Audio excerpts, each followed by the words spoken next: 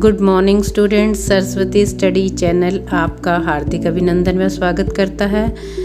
Students, आज की जो हमारी वीडियो है वो है 4th और 5th के स्टूडेंट्स के लिए, स्पेशली जो कि जैसे संस्कृत लेते हैं, नया सब्जेक्ट उनके 4th 5th में ये जुड़ता है, तो उन्हें जो है वो संस्कृत पढ़नी नहीं आती।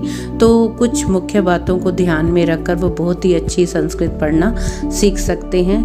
तो इसमें हम संस्कृत के कुछ महत्वपूर्ण चिन्ह जो आपको बताने जा रहे हैं। तो इसके अंदर सबसे पहला आता है अनुस्वार। अनुस्वार जो कि एक बिंदु, एक डॉट होता है जो कि दो वर्णों के बीच जो है वो लगाया जाता है, जिसकी साउंड जो है वो न और मै की होती है। यदि वो दो वर्णों के बीच में लगाया जाता है ऊपर, तो वो न की साउंड देता है, और यदि उसे शब्द के अंत में लास्ट वर्ण के ऊपर लगाया जाता है तो वो मैं की साउंड देता है। जैसे कि उदाहरण से हमने स्पष्ट किया है वंश।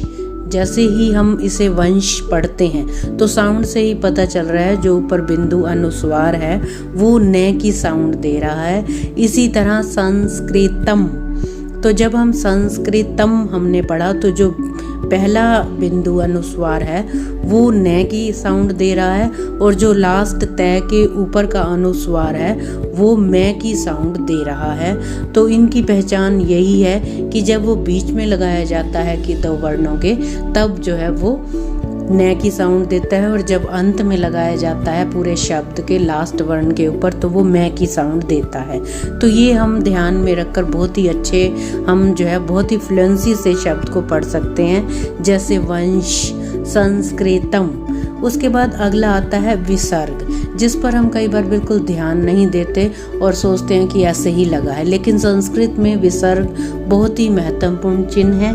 अगर हम विसर्ग नहीं लगाते जहाँ लगानी होती है तो हमारे मार्क्स कट सकते हैं। तो बहुत ही ध्यान रखना पड़ता है कि कहाँ ये लगाई जाती है, कहाँ नहीं। और इसके साथ इसकी पहचान क्या है कि जब हम इसे बोलते हैं तो आवाज़ जो है वो थोड़ा सा लंबी लेकर जाते हैं, और पीछे जो है की साउंड आनी चाहिए, जैसे देव है, बाल कह, तो हमें जो है की साउंड आनी चाहिए। तो जब हम हिंदी में शब्द बोलते हैं देव, तो उसमें देव कोई है की साउंड नहीं है और ना ही डोट है विसर्ग। लेकिन जब हम संस्कृत में बोलते हैं, बिंदु लगाए जाते हैं, विसर्गें लगाई जाती हैं, तब हम उन्हें बोलते हैं देव है, बाल कह। उसके बाद तीसरा महत्वपूर्ण चिन्ह जो है वो है अवग्रह का चिन्ह, जो कि एस के आकार का होता है इंग्लिश के अक्षर, और इसकी साउंड जो है वो ए है।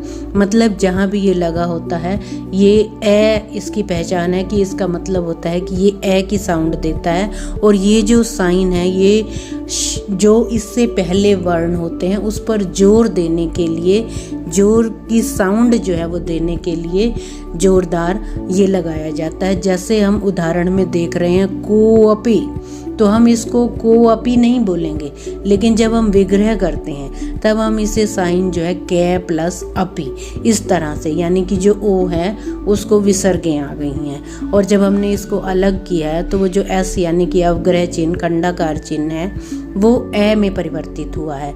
लेकिन जब हम इसे बोलेंगे कोपी, कोपी, इस तरह से हमने साउंड इसकी निकालनी है। उसके बाद लास्ट आता है हलंत।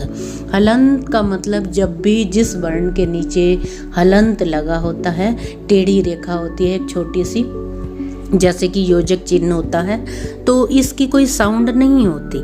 सिर्फ इसकी पहचान क्या है कि जिस वर्ण के नीचे ये लगा होता है, इसका मतलब वो अकेला व्यंजन है, उसके अंदर स्वर नहीं है। आपको पता होगा कि जो व्यंजन है वो स्वर की सहायता से बोले जाते हैं। जैसे जब हम बोलते हैं क, तो उस क के अंदर अ है, लेकिन जब हम क के नीचे हलंत लगा देते हैं तो उसके अंदर स्वर नहीं होता।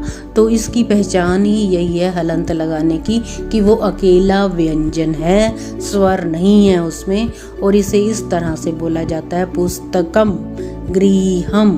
किसी तरह की कोई साउंड नहीं आती, बट हमें जो है ये पहचान है। हलंत लगाने का मतलब ही यही है कि ये जो है व्यंजन जो है वो अकेला है, पुस्तकम, गृहम, आसीत। तो स्टूडेंट्स, ये जो चार मुख्य बातें हैं जिन्हें हम ध्यान में रखकर बहुत ही अच्छी संस्कृत की रीडिंग कर सकते हैं। आशा करते हैं आप इन 4 मुख्य चिन्हों को ध्यान में रखकर बहुत ही अच्छी संस्कृत की रीडिंग करेंगे। धन्यवाद। चैनल को सब्सक्राइब अवश्य करें, वीडियो को लाइक करें।